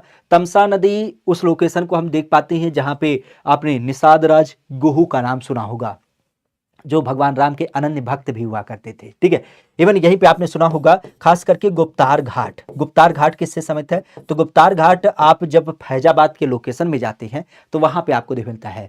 कई बार आपने सुना होगा गुप्तार घाट क्यों चर्चा में रहता है, क्योंकि यहाँ पे भगवान राम अंतिम समय में जब आप कह सकते हो कि जल समाधि लिए थे, क्योंकि आप भी जानते भगवान राम की तो डेथ हुई नहीं थी, उन्होंने क्या किया था? जल समाधि ली थी। तो जल समाधि लेने का जो पर्याय था अपने भाइयों के साथ, तो वह आपके गुप्तार घाट का नाम देख मिलता है। तुलसी स्मारक की जब बात की जाए तो तुलसी उद्यान इसी के परिप्रेक्ष्य आपने सुना होगा, खास करके जब आप लोग गए होंगे कहाँ पे? आपके अयोध्या में। अयोध्या में जब आप नए घाट से हनुमानगढ़ी की तरफ जाते हैं तो उसी बीच रास्ते में क्या होता है? यह तुलसी उद्यान आपको देखने को मिल जाता है। तो तुलसी स्मारक भवन में 1986 में इसकी स्थापना की गई है, जहां पे रामायण और अयोध्या विधा के बारे में पूरी तरीके से शोध की जाती है। खासा ध्यान रखिएगा, बीड़ा चौक काफी चर्चा का विषय है, यह यहाँ पे आपको मिलता है। और रानी हो की जब बात की जाए तो रानी हो स्मारक जो है वह भी आपको यहाँ पर देख मिल जाता है। अभी काफी चर्चा में रहा क्योंकि फैजाबाद शहर का नाम परिवर्तित करते हुए कुछ दिन पहले क्या किया गया था? अयोध्या कर दिया गया था। तो फैजाबाद शहर का नाम परिवर्तित करते हुए अयोध्या कर दिया गया, इसको भी खासा ध्यान रखिएगा। क्लियर? अयोध्या के परिप्रेक्ष्य इन सारे बिंदुओं को ध्यान रखिएगा। बात की जा रही कला और शिल्प महाविद्यालय, इसके पहले भारतीय प्राचार्य कौन थे? अयोध्या के परिप्रेक्ष्य में अभी आपने नाम सुना होगा किसके बारे में? जब हम बात करते हैं दियो के बारे में, तो दियो की संकल्पना आपने देखा है ना कि विश्व रिकॉर्ड हमने बना दिया, 22 लाख दिए एक साथ जलाए हैं। तो यहां पर हम किसकी बात करें? पंचकोसी परिक्रमा हमने 14 कोसी की है। 14 कोसी हमें लगता है 3 या 4 बार किया है। ठीक है, एक्चुअली हमारी दादी जी जाती थी वहां पे, एक होता है कल्पवास, एक महीने का, तो उन्हीं के साथ हमने किया था। पंचकोसी तो हमें लगता है 8-10 बार किए होंगे। 14 कोसी केवल 3 बार या 4 बार किए हैं। जटायु क्रूज, हाँ जटायु क्रूज आपका चलाया गया है अयोध्या की ही जब बात की जाए सरयू नदी में, तो इसका नाम। अभी तो आपने एक वीडियो देखा होगा गोरखपुर में जो रामगढ़ ताल है, वहाँ पे भी आपका क्या हो गया है? वहाँ पे खास करके अब क्रूज सेवा चलाने की बात चली है। शायद यही 10 जो दिसंबर है, 10 दिसंबर को इसको क्या किया जाएगा? आपके प्रदेश को समर्पित भी कर दिया जाएगा। उसका ट्रायल वगैरह भी अभी चलाया गया है। बहरहाल कला और शिल्प महाविद्यालय की जब बात की जाए तो उसके पहले भारतीय प्राचार्य के रूप में नाम देख मिलता है। तो भारतीय प्राचार्य की जब बात की जाए तो ये आसित कुमार हलदार थे। क्या नाम था? कला और शिल्प महाविद्यालय। एक्चुअली आप भी जानते हैं हमारे यहाँ पर क्या होता है, खास करके लखनऊ में स्थित है। लखनऊ की जब बात की जाए तो लखनऊ में एक कला और शिल्प महाविद्यालय होता है, और इस बिंदु की जब बात की जाए तो इस बिंदु में नाम ध्यान रखिएगा आसित कुमार हलदार। ये कौन थे? ये खासा ध्यान रखिएगा, ये पहले भारतीय प्राचार्य था, क्योंकि इनकी जब बात की जाए तो इससे पहले अंग्रेजों के द्वारा इसकी स्थापना की गई थी। तो अंग्रेजों के माध्यम से कुछ अंग्रेज अधिकारियों को क्या किया जाता था? नियुक्त किया जाता था। लेकिन ये कौन थे? ये पहले भारतीय कह सकते हो कि व्यक्ति थे, और इनका समझ चूंकि आप भी जानते हैं कला संस्कृति के नाम से देख मिलता है, तो इसी कारण से पहले भारतीय प्राचार्य के रूप में इनका नाम प्रमुख रूप से। एक नाम होता है कि उत्तर प्रदेश को कितने सांस्कृतिक क्षेत्रों में हमने डिवाइड किया है? उत्तर प्रदेश को कितने हमने सांस्कृतिक क्षेत्रों में आपका डिवाइड किया है? नाम की जब बात की जाए तो ये नाम होता है 4, 5, 3 या फिर आपके 6। हमारे यूपी की जब बात की जाए तो यूपी को कितने सांस्कृतिक क्षेत्रों में डिवाइड किया गया है? सांस्कृतिक क्षेत्रों का मतलब एक तरीके से आप कह सकते हो कि जैसे हम मान लेते हैं कि पूर्वांचल की कोई कला है, जैसे कोई बुंदेलखंड की कला है, जैसे कोई पश्चिमी यूपी की कला है, या मध्य यूपी की कला है। तो अलग अलग क्षेत्रों की अलग अलग आपकी कलाएं होती हैं, उसकी विशेषताएं होती हैं। तो उसी परिप्रेक्ष्य में हमने क्या किया है? यूपी को विशेष अलग अलग लोकेशन में क्या किया है? खास करके डेवलप किया है। तो यहाँ पे अगर देखा जाए तो यूपी को मुख्य रूप से हमने क्या किया है?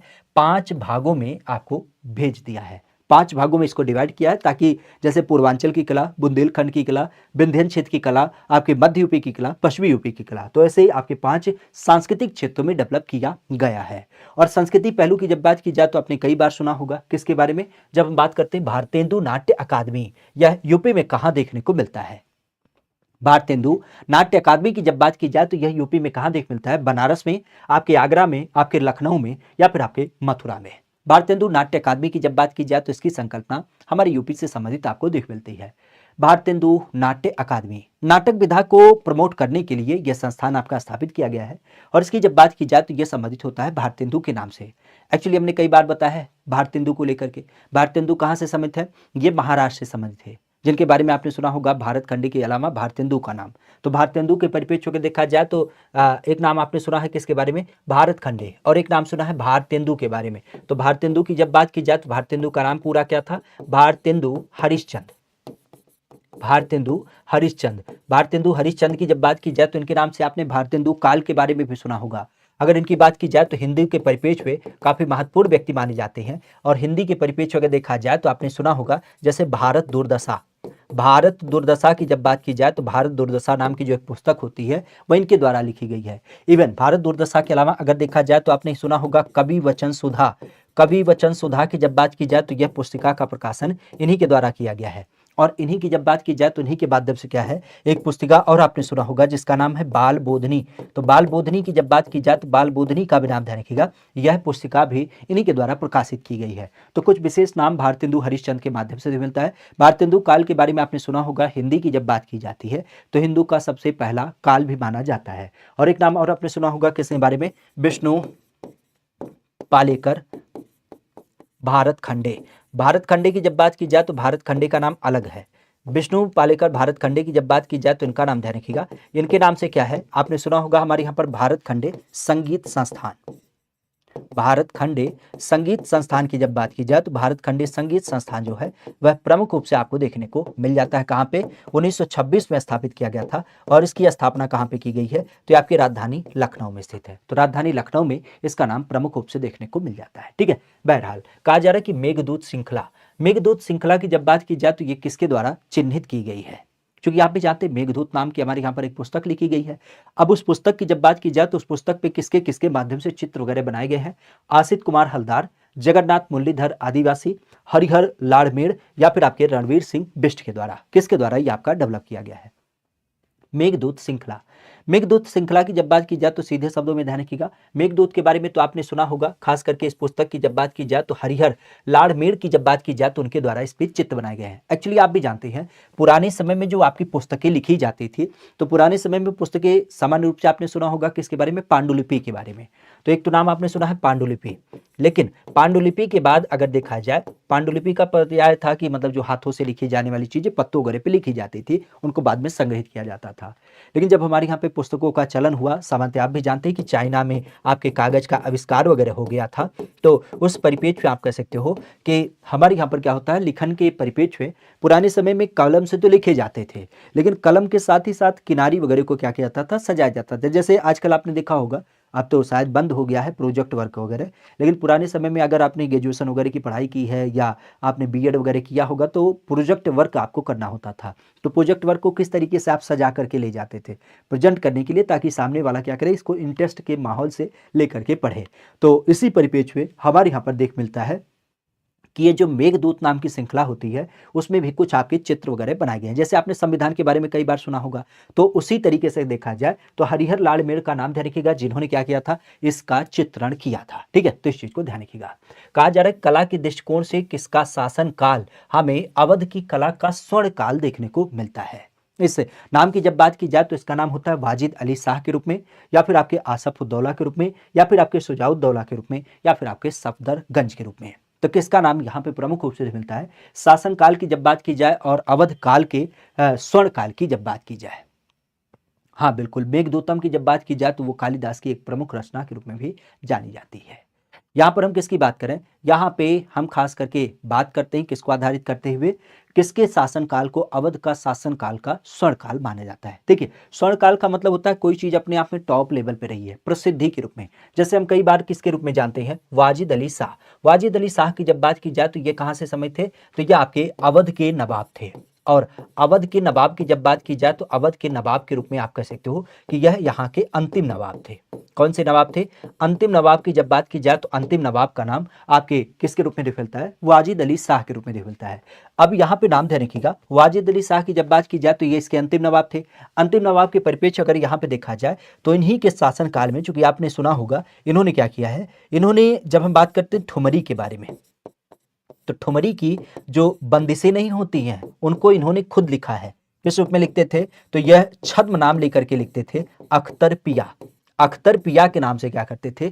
छद्म नाम लेकर के क्या करते थे? खास करके ठुमरी की बंदिशें लिखते थे। तो आप कह सकते हो कि ये क्या करते थे, उस टाइम पे ठुमरी वगैरह को प्रमोट करते थे और लखनऊ घराने में इनका एक बड़ा आधार देख मिलता था। कत्थक वगैरह की जब बात की जाए तो इसको भी ये सपोर्ट करते थे। तो सीधी सी बात, जब कोई चीज़ बढ़ावा दी जाएगी तभी तो वो आगे बढ़ेगी। तो नवाब साहब के शासनकाल में ये अपने टॉप लेवल पे था। बेसिक अगर देखा जाए तो एक प्रश्न आपसे कई बार पूछा गया है मुगल कला के बारे में। मुगल कला का आधार देख मिलता है तो बात आती है जन्म। तो जन्म अर्थात स्थापना कब हुई थी? तो यह हुआ था हुमायूं के शासनकाल में। लेकिन आपने कई बार सुना होगा किसके बारे में? जब हम बात करते हैं शाहजहां का नाम, तो शाहजहां का शासनकाल ध्यान रखिएगा, क्योंकि बताया जाता है कि जो शाहजहां का काल था उसके शासनकाल को हम लोग क्या कहते हैं? स्वर्ण काल के रूप में जानते हैं। तो मुगल चित्रकला शैली की जब बात की जाए तो उसका भी नाम थोड़ा सा ध्यान रखिएगा। क्लियर? नाचने गाने से स्वर्ण युग नहीं भाई, कला की बात की जा रही है, काहे ना समझ पा रहे हो? कला, कला का नाम नहीं समझ पा रहे हो? कला का इन द सेंस आप कह सकते हो कि जैसे मान लेते हैं कि, कैसे हम समझाएं आपको, जैसे मान लेते हैं कि आपकी मम्मी है, घर पे गुजिया बहुत बढ़िया बनाती हैं, और आपकी एक दीदी है जो गुजिया तो बनाती हैं लेकिन फिर क्या करती हैं, वो भारत का नक्शा बना देती हैं उस रोटी में। तो आपको अगर जो तुलना करना हो कि रोटी तो दोनों बनाती हैं, मम्मी भी बनाती हैं और दीदी भी बनाती हैं, तो उस दशा में आप तुलनात्मक क्या कहेंगे कि किसकी बेहतर रोटी बनती है, मम्मी की या फिर दीदी की? तो सीधे शब्दों में आप कहेंगे कि दीदी बेहतर रोटी नहीं बना पाती, क्योंकि उनका रोटी बनाने का जो एक मंतव्य होता है उस दशा में आपने देखा होगा कि उसमें किनारे टूट जाते हैं, और जिसको हम भारत के मैप के रूप में देख पाते हैं। जबकि मम्मी क्या करती हैं, बिल्कुल स्मूथ तरीके से बनाती हैं और एकदम गोल गोल रोटी बनाती हैं। तो ऐसा नहीं है कि दोनों के बनाने में कोई अंतर है, लेकिन यहाँ पे अगर देखा जाए तो यहाँ पे आप कह सकते हो कि ये बनावट के आधार पे, मतलब हम कह सकते हैं प्रमोशन के आधार पे। तो प्रमोशन की जब बात की जाए तो ये जो हमारे प्रदेश की कला और संस्कृति हुआ करती थी, अगर उसकी बात की जाए तो उसको लेकर के दिया जा रहा है। ठीक है, अच्छा यहाँ काल लिखा है, तो काल के परिप्रेक्ष्य में देखा जाए तो निम्नलिखित में से काल के दृष्टिकोण से ना होगा, बल्कि ये कला के दृष्टिकोण से होगा। ठीक, कला और संस्कृति, कला और संस्कृति की जब बात की जाए तो इसका नाम देखने मिलता है। ठीक है, हाँ बिल्कुल, अवध को कुशासन के आरोप में क्या किया गया था, कह सकते हो कि अंग्रेजों ने अपने अंतर्गत शामिल भी कर लिया था। ठीक है, बेसिक यहाँ पे अगर देखा जाए तो कहा जा रहा है किराना घराना। आज किरानी घराने की जब बात की जाए तो उसका मूल स्थल हमें दिख मिलता है। किराना घराना प्रमुख रूप से हमें दिख मिलता है, नाम दिया जाता है मुजफ्फरनगर के रूप में, आपके अलीगढ़ के रूप में, कानपुर के रूप में, या फिर आपके कन्नौज के रूप में। किराना घराना एक्चुअली आप भी जानते हैं, हमारे यहाँ पर जब हम संगीत काल की बात करें ना, तो संगीत काल के परिप्रेक्ष्य आपने कई सारे घराने का नाम सुना होगा। और यूपी की जब बात की जाए तो यूपी में जो घराने होते हैं, खास करके कुल 8 घराने प्रमुख रूप से देख मिलते हैं। और इन्हीं 8 घरानों की जब बात की जाए तो उसका मुजफ्फरनगर का नाम ध्यान रखिएगा, जहाँ पे हम संगीत घराने की बात करते हैं। तो संगीत घरानों का नाम खासा ध्यान रखिएगा, जहाँ पे 8 घरानों की जब बात की जाए तो 8 घरानों के आधार पे इसका नाम खासा ध्यान रखिएगा। अलीगढ़ में कौन है, तो अलीगढ़ में आपने अतरौली घराना का नाम सुना होगा। ठीक है, अतरौली घराने की जब बात की जाए तो ये आपके अलीगढ़ में देख मिलता है। इसी तरीके से आपने रामपुर घराने का नाम सुना होगा। इसी तरीके से आपने अजराड़ा का नाम सुना होगा, अजराड़ा जो आपके मेरठ से संबंधित है। नाम आपने सुना होगा किसके बारे में, लखनऊ घराने के रूप में। लखनऊ के अलावा आपने बनारस का नाम सुना होगा, तो बनारस घराने की जब बात की जाए तो इसका नाम प्रमुख रूप से हो जाता है। साथ ही साथ अगर देखा जाए तो आपका प्रयागराज का जो घराना है वो भी अपने आप में काफ़ी महत्वपूर्ण माना जाता है। ठीक है, तो अलग अलग लोकेशन की जब बात की जाए तो आपके घराने के रूप में काफ़ी चर्चा में रहते हैं। और किराना घराना, या फिर जिसको हम कैराना घराना के रूप में जानते हैं, यहाँ से एक बड़ी फेमस पर्सनालिटी आपने कई बार सुना होगा, जिनको हम नाम देते हैं भीमसेन जोशी। क्या कहते हैं, भीमसेन जोशी की जब बात की जाए तो भीमसेन जोशी का नाम ध्यान रखिएगा। यह प्रमुख रूप से इसे मुजफ्फरनगर किरानी घराने से ही संबंधित होते हैं। और यहाँ पे अगर देखा जाए तो मुजफ्फरनगर का नाम ध्यान रखिएगा, क्योंकि अभी काफ़ी चर्चा में था। यहाँ पे अभी आपने सुना होगा जीआई टैग एक उत्पाद को दिया गया था, तो मुजफ्फरनगर में गुड़ का उत्पादन ज़्यादा मात्रा में होता है, तो इसी गुड़ उत्पाद को क्या किया गया है, अभी हाल फिलहाल में जीआई टैग भी दिया गया था। तो इस चीज़ को भी ध्यान रखिएगा। हाँ बिल्कुल, हमारे यहाँ पर इटावा घराना और विशेषतः अलग अलग घरानों का नाम देखने को मिल जाता है। ठीक है, बहरहाल कहा जा रहा है कि बड़ा ख्याल शैली, अगर इसकी बात की जाए तो इसका प्रवर्तक किसे हम मानते हैं, हमारे यहाँ पर बड़ा ख्याल शैली। एक्चुअली आप भी जानते हैं गायन विधाओं की जब बात की जाए तो आजकल आपने जैसे सुना होगा ना पॉप सॉन्ग, रैप, या रैप के अलावा आपने सुना होगा कौन से गाने की बात करते हैं, जैसे आजकल वो गाना है जिसमें कविता पढ़ के सुना देते हैं, क्या बोलते हैं उसको, रैप है तो शायद उसे बोलते हैं ना। इवन आप कह सकते हो कि जैसे सैड सॉन्ग होता है ना, तो गाने की जो प्रवृत्ति होती है उसके अनुसार उसको डिसाइड किया जाता है।